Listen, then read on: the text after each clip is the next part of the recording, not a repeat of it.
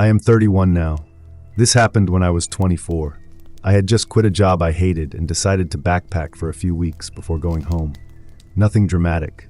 I had some savings, a decent pack, and a rough plan to move through smaller towns and trails instead of cities. I was alone by choice. I wanted quiet. I wanted to walk and think without having to explain myself to anyone. Most of the trip was exactly that. Long days, cheap hostels, campgrounds that smelled like pine and smoke, normal conversations with other hikers that ended quickly. This happened on a stretch where I was between towns and planned to camp one night off a lesser-used trail. It was allowed. There was a small clearing marked on my map. I reached it earlier than expected. Late afternoon, still plenty of light. The clearing was empty except for a fire ring and a flat spot that looked used. No trash, no footprints that stood out. I set up my tent, filtered water, and ate. Everything felt routine. The first thing that felt off was how quiet it got.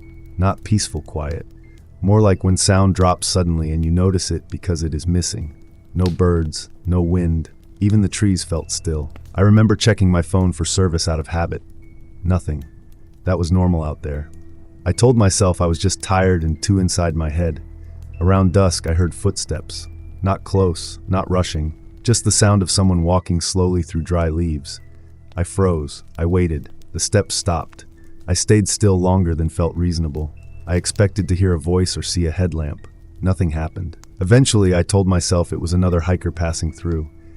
I zipped my tent partway and sat inside with my headlamp off. A few minutes later, the steps started again. Same pace, same sound. They circled the clearing once. I could tell because the sound moved around me, always just outside the edge of where I could see. Then they stopped again. I called out, just a simple hello. No response. I waited. My heart was steady, but my stomach felt tight. After a while, I heard breathing. Not loud, not exaggerated, just the sound of someone standing still nearby and breathing through their nose. It was close enough that I could hear the rhythm. I asked if everything was okay. No response. The breathing stopped. I sat there longer than I can explain. I was not panicking. I was more focused on listening and trying to understand what I was hearing. Eventually, I heard the footsteps again. This time, they moved away from the clearing and into the trees. I did not sleep much that night. Nothing else happened. No voices, no movement. In the morning, I packed quickly. I noticed fresh footprints near the fire ring. One set, heavy tread, not hiking boots like mine. They stopped near my tent and turned back the way they came. I left without breakfast. I told myself it was probably another camper who did not want to interact. Maybe someone socially awkward, maybe someone curious. That explanation should have been enough. What I still think about is the breathing, the way it felt intentional, the way it stopped the moment I spoke. I still backpack. I still camp alone sometimes. But now when things get too quiet too fast, I move on. I do not wait to see what fills the silence. I am 27 now. This happened 2 summers ago, late July. I took time off work because I had unused vacation days and no real plans. Backpacking felt like the easiest answer. I had done shorter trips before, usually with friends. This was the first one I planned completely alone. I told people where I was going. I printed maps. I did all the normal, responsible things. The area was familiar enough that I did not feel nervous starting out. Forest roads, marked trails, campsites listed on the park map. Nothing remote in a dramatic way. The first night was uneventful. I camped near a creek and slept through the night with the sound of water in the background. The second day ran long. I missed a turn early on and had to backtrack. By the time I reached the junction that led to the next campsite, my legs were heavy and my patience was thin. The campsite was about half a mile off the main trail, a small clearing near a bend in the terrain where the trees thinned out. When I stepped into it, I saw the backpack immediately. It was leaning against a log near the fire ring, not placed carefully, just resting there like someone had set it down without thinking. I stopped walking and listened. No wind, no voices, just insects and the faint creak of trees. I called out. My voice sounded too loud in the open space. Nothing answered. I walked closer. The fire ring had ash in it that looked recent. When I held my hand near it, I could still feel warmth, not heat, just leftover warmth, like a body that had moved away. There was a flattened spot where someone had slept. No tent poles, no tarp, just compressed dirt and needles. I stood there trying to decide what the right move was. Part of me felt like I was intruding. Another part felt like leaving would mean walking in the dark for at least 2 more hours. I set my pack down on the far side of the clearing. I did it slowly, half expecting someone to tell me I was in their spot. No one did. As it got darker, I kept glancing toward where the backpack had been. It stayed there for a while, long enough that I started convincing myself the person was not coming back. Then I went to collect water. I was gone maybe 10 minutes. When I came back, the backpack was gone. No sound, no warning, just empty space where it had been. I remember standing there with the water bottle in my hand, staring at the log like it might explain something. I checked around the clearing. There were no clear footprints.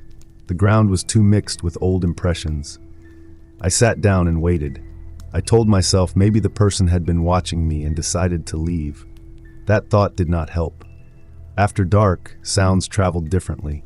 I heard movement that felt intentional but never close enough to pinpoint. Fabric shifting.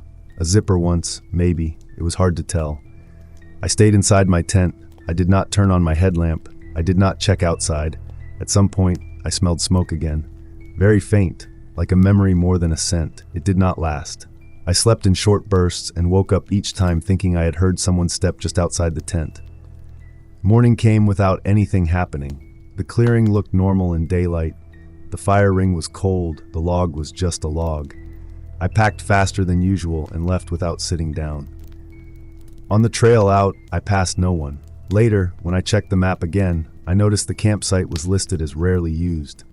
I had not paid attention to that detail before. I still think about how recent everything felt when I arrived, like I had missed someone by minutes. That idea sticks with me more than anything else. My name is Daniel, but feel free to call me Dan, as most of my friends refer to me that way.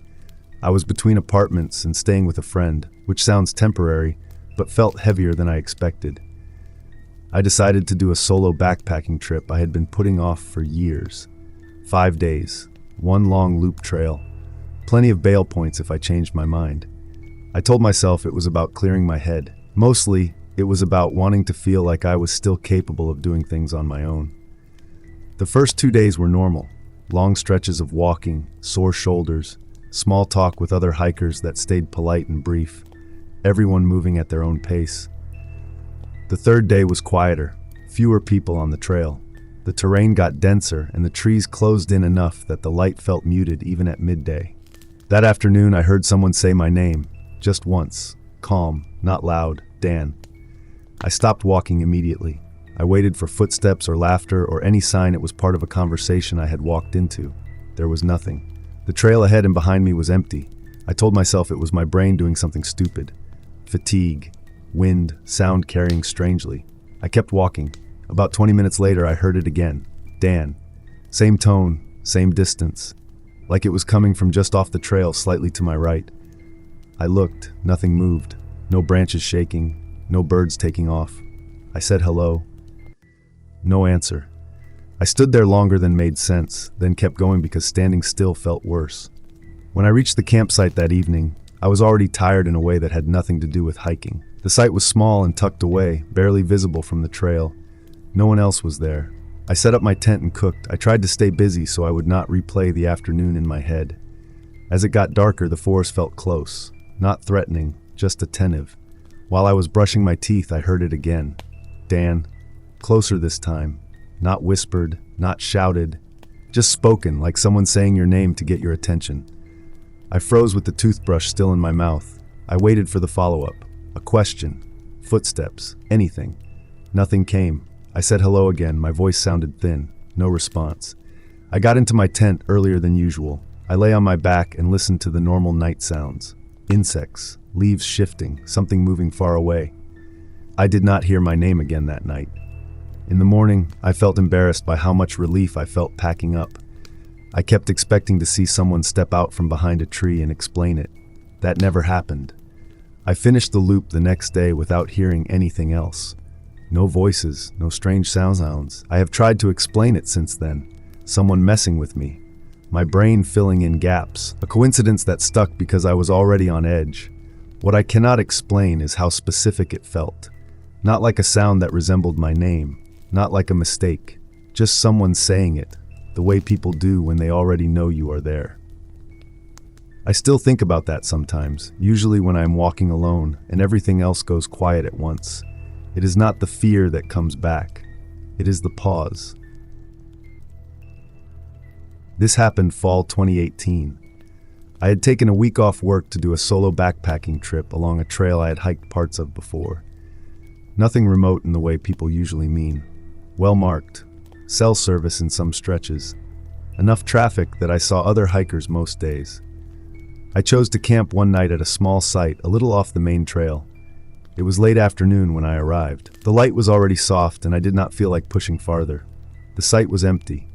One fire ring, 2 flat spots, trees close enough to block most wind. I set my tent on the larger flat area because it was already clear of rocks. I remember lining the door up to face the trail out of habit. I always do that.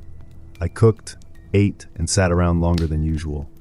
Nothing felt strange. I remember checking the weather and seeing no rain expected. I went to sleep early. Sometime during the night, I woke up because something felt wrong. Not fear exactly, more like disorientation. I unzipped the tent a few inches to look out. The trail was not in front of me. I sat up and looked around more carefully. The trees were different, thicker, closer together. For a second, I thought I had turned around in my sleep, which made no sense, but still felt easier to accept than anything else. I fully unzipped the tent. The fire ring was behind me. The trail was somewhere to my left, not where I had left it. I climbed out and stood there barefoot, trying to line up the clearing in my head with what I was seeing. The tent was still staked, still tight, nothing disturbed around it. It was just in a different place, not dragged, not collapsed, just rotated and shifted a few feet, like someone had picked it up carefully and set it back down. I walked the perimeter of the site with my headlamp. No obvious footprints. The ground was hard and dry. I checked my pack. Nothing missing. I stood there longer than I should have, replaying how I set it up. I am careful with orientation. It is one of the few routines I keep consistent. I did not move the tent again. I did not try to fix it. I crawled back inside and lay there until morning, listening for anything else. Nothing happened. In daylight, it looked almost normal. If I had woken up that way in the morning, I might have convinced myself I had been mistaken. But I know where I faced the door. I packed up quietly and left. Later that day, I passed other hikers and almost mentioned it. The words never came out right in my head. I still camp. I still use the same tent. Sometimes when I wake up in the dark, I check the zipper and picture the trail in front of me before I open it. That part feels automatic now, like muscle memory I did not ask for. So this happened when I was doing a solo backpacking trip way back 2015 or 2016 on a trail that runs parallel to a road for part of it, then cuts deeper into the woods. I chose it because it felt like a middle ground. Remote enough to feel like a break, close enough that I did not feel reckless. I work a desk job. This was supposed to reset me a little. The day itself was ordinary, overcast, cool but not cold. I passed a few hikers early on, then none after midday. I stopped at a small, unofficial campsite I had used once before. It was not marked, but it was clearly used. Flat ground, old fire ring, a narrow path leading down to water. I set up camp and spent the rest of the evening doing nothing in particular. Cooking slowly, sitting on a log, watching the light change. Around dusk, I heard footsteps on the trail. That was normal. The trail was maybe 30 yards from where I was set up. I expected to hear someone pass, maybe see a headlamp later. The footsteps went by, steady pace, one person, by the sound of it. A few minutes later, I heard footsteps again, same direction, same pace. I paused what I was doing and listened. I assumed it was another hiker, maybe a pair traveling separately. Then it happened again, same rhythm, same spacing between steps, no voices, no coughing, no gear clinking, just walking. I stood up and walked closer to where I could see the trail. Nothing was there. It was getting darker, so I told myself visibility was just bad. Later, after I was in my tent, I heard the footsteps again. This time they slowed slightly as they passed my campsite, not stopping. Just enough that I noticed the change. I lay there and waited for them to fade. They did. Then, maybe 15 minutes later, they came back. Same direction again. I checked the time on my phone. No service, but the clock worked. It had not been that long. I tried to picture a reason for someone walking the same stretch of trail over and over without light, without sound, without ever leaving the path. At some point, I stopped trying to count how many times it happened. I never heard anyone step off the trail, never heard them approach the campsite, never heard them leave in the opposite direction. Just passing. Again and again. I did not sleep much. I remember watching condensation form on the tent wall and listening for the change in rhythm that would mean someone had stopped. Morning came quietly. When I packed up, the trail looked exactly as it should. No footprints that stood out, no signs of anyone pacing back and forth all night. As I hiked out, I asked one group I passed if they had camped nearby. They said no. They had just arrived that morning. I still use that trail sometimes. It is close to home and easy to access. I do not camp at that spot anymore, though. Not because anything happened there, because nothing ever did. I remember stopping because the ground looked wrong. I had been walking for hours without really thinking, just following the trail the way you do when your body knows the rhythm better than your head does. It was late afternoon, and the light kept cutting in and out as the trees thickened. The trail dipped into a shallow valley, and the dirt changed, softer, damp, the kind that holds shape. That is when I noticed the footprints. They were fresh, clear heel, clear toe, deep enough that whoever made them had some weight. They were heading the same direction I was. At first, that felt normal. People hike this trail. I was not expecting solitude. I just had not seen anyone since midday. I followed them without thinking much about it. A few minutes later, the trail narrowed and curved. The footprints stayed centered, careful, like someone who knew where to step. Then I saw something that made me stop again. One of the prints was mine. Same tread pattern. Same small nick on the outer edge of the sole. I had noticed that nick months ago and never fixed it. I stood there looking back and forth between my boots and the ground, trying to line it up in a way that made sense. I told myself someone else probably had the same brand. Same size, same wear. That explanation felt thin, but I let it sit. I kept walking. The footprints continued. Mine, or something that looked exactly like mine, moving ahead of me at a steady pace. At one point, I stopped completely and waited. I stood there long enough that my legs started to stiffen. Nothing changed. No new prints appeared. No sound of someone moving away. Eventually, I stepped forward again. Later, near where I planned to camp, the trail crossed a small muddy stretch by a creek. The footprints went straight through it. I had not crossed it yet. I stood on the edge of the mud and stared at the impressions on the other side. They were darker there, wetter like they had been made recently. I checked the time. I had not been looping. I was sure of that. I crossed the creek carefully, watching my own feet press into the mud. My prints landed exactly on top of the others. That night, I camped a little farther off the trail than I planned. I did not really think about why. It just felt like the right distance. Nothing happened after that. No sounds, no movement. I slept fine. In the morning, the ground was dry again. The footprints were gone. I finished the trip without anything else feeling strange. Still, sometimes when I hike and the dirt is soft, I catch myself checking whether the prints are facing away from me or toward me before I keep going. I do not know what I expect to see. I just know I look. I had been putting this trip off for months, telling myself I would go once work slowed down or once life felt a little more settled. It never really did. At some point, I just packed my gear on a Friday night and left early the next morning without announcing it to anyone. My name is Jeff. I was 38 at the time, divorced, no kids. That detail matters more than I used to admit.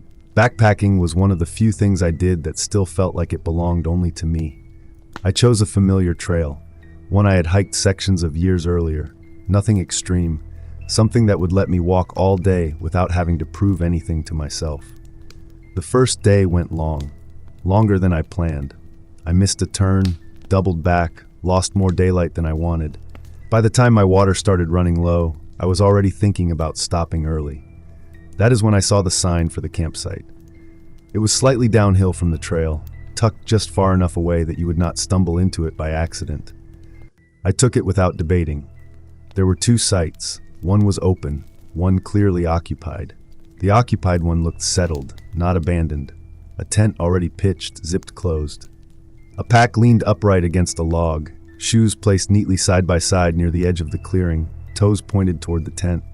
It looked like someone had stepped out and planned to come back. I stopped at the edge of the clearing and listened. No voices, no movement, just insects and the low hum of the forest settling into evening. I called out, keeping my voice neutral. Nothing answered. I told myself the person was probably down by the water source. That made sense. I took the open site and started setting up, glancing over now and then without meaning to. As the light faded, the other campsite stayed unchanged. No zipper sounds, no headlamp flicking on, no shadow moving behind the tent wall. At some point, I noticed the shoes were gone. I'm sure of that. I remember looking at the empty spot where they had been and trying to recall whether I had imagined them in the first place. I had not. I listened again, still nothing. After dark, I heard fabric moving, not loud, not frantic, just the sound of something being adjusted, like a sleeping bag or a jacket being shifted around. It came from the direction of the other tent. I waited for something else to follow it. A cough, a step, a zipper, nothing did. The sound happened again later, brief, almost careful. I stayed in my tent with the light off. I did not check my phone. I did not look outside. I focused on breathing and on the normal sounds of night so I would not isolate the wrong ones. Morning came quietly. When I unzipped my tent, the neighboring site was empty. No pack, no shoes, no clear footprints. Just two flattened areas where something had been placed and removed. It looked like someone had cleaned up efficiently. No trash, no trace. I packed slower than usual, checking the site more than once before leaving. It felt less like someone had left and more like the place had been reset. On the hike out, I did not pass anyone. Later that day, when I looked more closely at the map, I noticed the campsite was marked as closed due to erosion. I do not remember seeing that detail before. I do not remember seeing a sign on the trail. What sticks with me is how intentional everything looked. Not rushed, not careless, like someone had known exactly how long they planned to stay. I work as a survey technician. Most days that means long walks with a GPS unit, marking points that matter to someone else later. I'm used to being alone for hours at a time. I am writing this now because a routine equipment check at work made me think about a trip I have never really explained to anyone without sounding strange. I had taken a full week off and decided to backpack a section of trail that overlapped with old maintenance roads and defunct service routes. That detail mattered to me because it meant the terrain was predictable and well documented, even if it was not used much anymore. I brought a handheld radio with me, not for conversation, just habit. I carry one for work, and I like knowing I can reach someone if I really need to. It was tuned to emergency and weather frequencies only. The first 2 days were uneventful. Long walks, clear skies, campsites that looked forgotten but intact. I did not see another person after the first afternoon. On the third day, I was moving uphill through a stretch where the trees thinned out and the ground turned rocky. I was adjusting my pack straps when the radio crackled. It sounded like interference at first, a brief burst of static. I barely reacted. Then it crackled again. This time, there was a voice under it, low, distorted, too short to understand. I stopped walking and waited. Nothing followed. I lifted the radio and asked if anyone was transmitting. No response. I checked the display. Same channel, same battery level, no alerts. I kept walking, but slower. I remember thinking about how far sound could travel in open terrain and whether someone could be using similar equipment nearby. That evening, I reached a campsite earlier than planned and decided to stop. The sky was already turning dull and gray, and the air felt heavier than it had earlier. While I was setting up my tent, the radio crackled again. This time, the voice was clear enough to make my stomach tighten. It said my call sign, not my name, not a greeting, the exact call sign assigned to me at work. I did not answer right away. I stood there holding the tent pole, listening to the silence that followed. Then I asked who it was.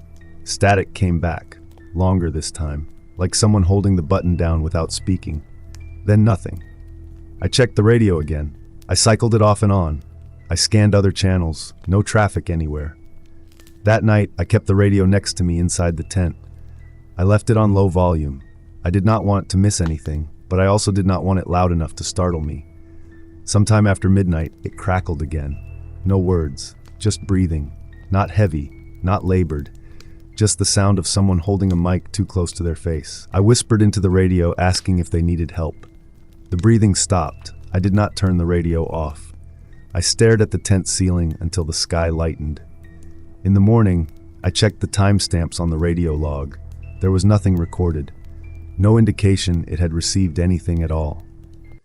I finished the trip without hearing another sound from it.